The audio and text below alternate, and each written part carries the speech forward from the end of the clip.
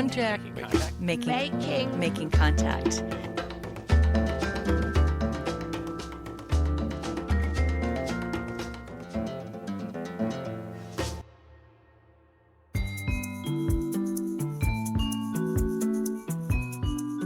Hi there. Today on Making Contact, we are so excited to share an episode from our brand new partner, the Queen's Memory Podcast.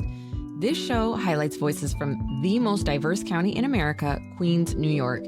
In this episode, we are going to hear stories from a neighborhood known as Little Manila. This Filipino community dates back to the 1970s. You go to the restaurants there. It's where you can send money back home to the Philippines. Reminded me of Avenida in Manila. So my son said, "It's like we're not even in America, Mommy." And while Little Manila offers a home away from home for Filipino immigrants, some say it doesn't receive the same resources as other communities in Queens. We have other communities that are fairly recent immigrants to Queens, to New York City, to America, and they have community centers, they have all these big events that politicians go to. I mean, can you imagine it's 2021 and now we're getting a sign that says something about our heritage? I mean, it's very, very lowball. In the second half of the show, we're going to hear from Filipinos engaged in care work, like nursing or childcare. There's a stereotype that women from the Philippines are naturally nurturing. We're going to talk about how harmful that stereotype can be. Oh, nice community. You're Filipino. You're so nice. Yeah. So give us the nice thing. Put it in paper. All this on today's Making Contact.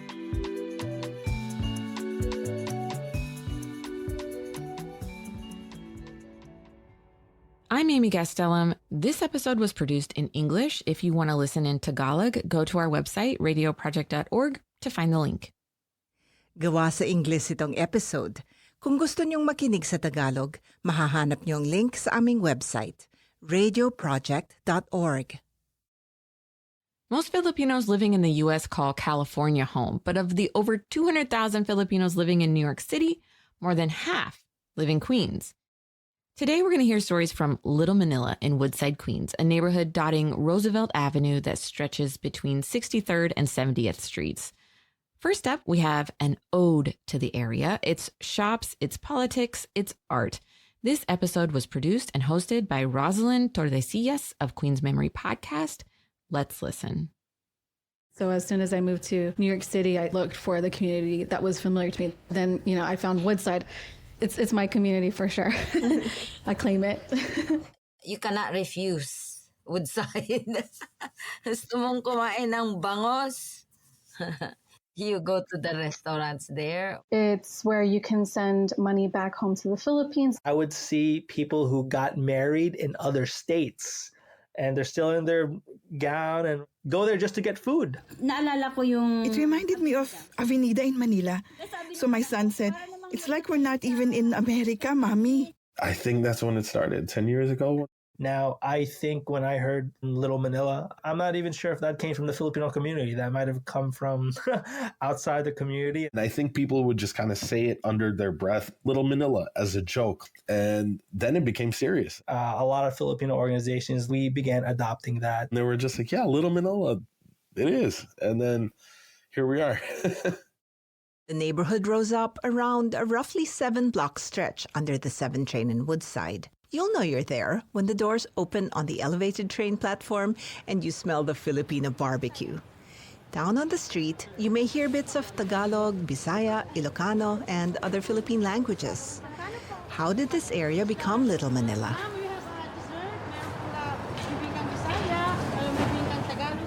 The community here in Woodside was not like this always. When I was growing up, probably until I was about 12 or so, the street where the store was on was Irish and Italian.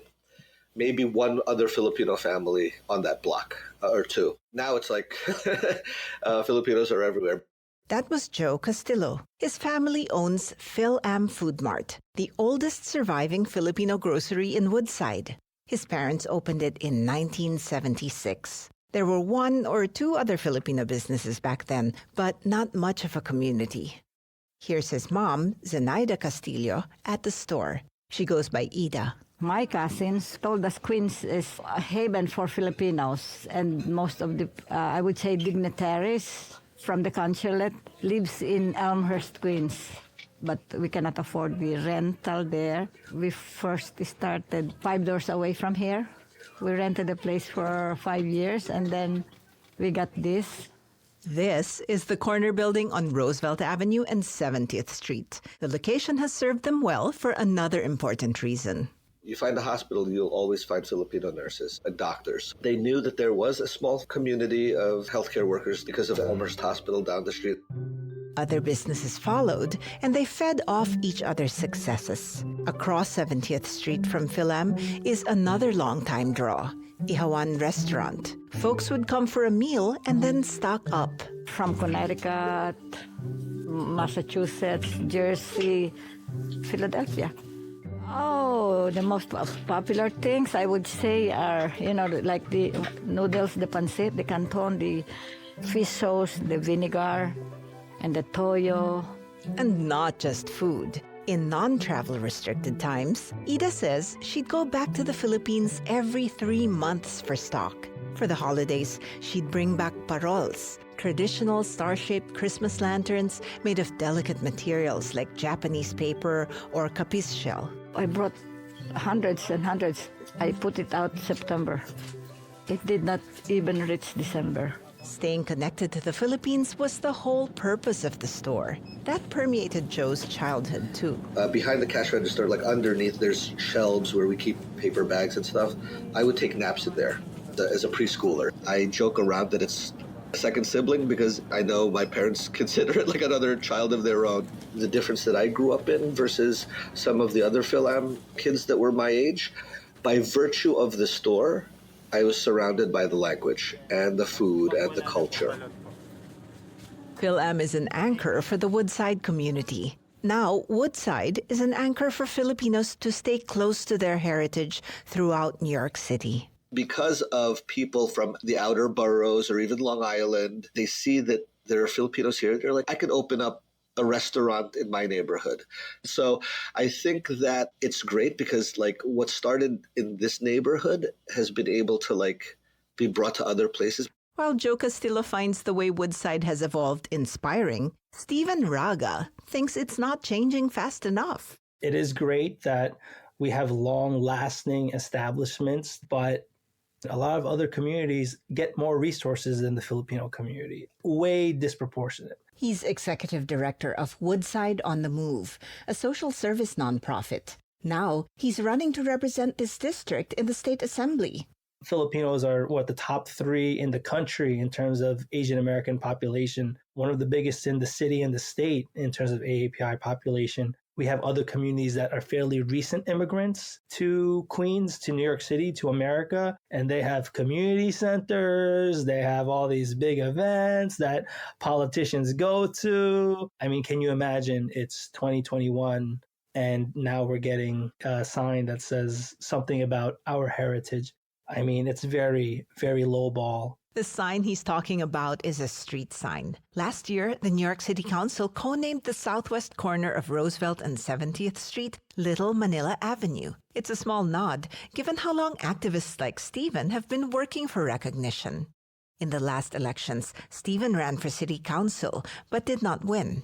He's clearly frustrated at the community's lack of a political voice. And that goes back to the bottom line of us not taking a proactive, unified effort to not even ask for things, but let us be heard. We are not on anyone's radar at all. And if we're not on anyone's radar, if we ask for help, who's going to defend us? Hey, it's Amy. I want to jump in and say that since this story was originally aired, Stephen Raga actually won a race for the New York State Assembly. And so now he represents District 30, which encompasses Little Manila and beyond. Okay. Now back to Rosalind. Stephen knows the community can make itself heard. In 2016, they battled a move to change zoning in the neighborhood to allow a megachurch to expand. That would have displaced residents and small businesses. They formed the Coalition to Defend Little Manila to make their case. The amazing part was for some of them in the room, it's the first time they heard a Filipino speak. That was the first time we went for it and we defended our community and we were successful. And the project never came back. To make sure their community is heard and seen, an activist arts group painted a mural where most folks enter Woodside. It features the word mabuhay. That's the best word that you could ever say to anybody. It's one of the best, I would say, wish that you could ever say. The word greets you when you exit the Flushing-bound 7 train at 69th Street. It blares in bright yellow on a sky blue field on the wall of Amazing Grace Restaurant. Evoking the taste and fragrance of home, calamansi fruits and sampaguita blossoms adorn the word. Oh, mabuhay. It just, to me, means welcome. You go inside, there's welcome. Welcome to Little Manila. Mabuhay. Welcome to Philippines. So mabuhay. Many will say it means welcome because anyone arriving in the Philippines will see it plastered all over the airport. But it's so much more than that. It's an all-purpose greeting, cheer, or wish for the future. At its most literal, it simply means live. Today is also Philippines Independence Day, and on this Day of Freedom, on June 12, 2020, they unveiled the mural with great fanfare by pandemic standards.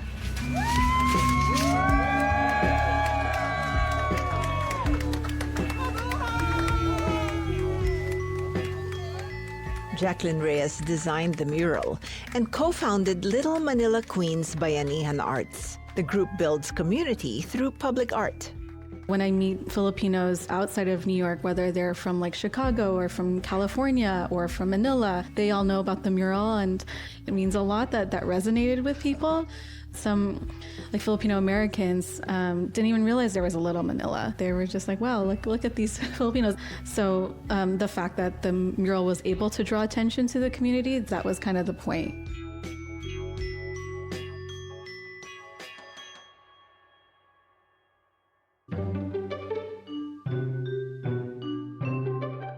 I'm Amy Gastelum. You're listening to Making Contact and an episode from our new podcast partner, Queen's Memory. We are so excited to have them join our lineup, and we hope you enjoyed the first half of the show. In the second half, we are going to hear from Filipino nurses in Queens.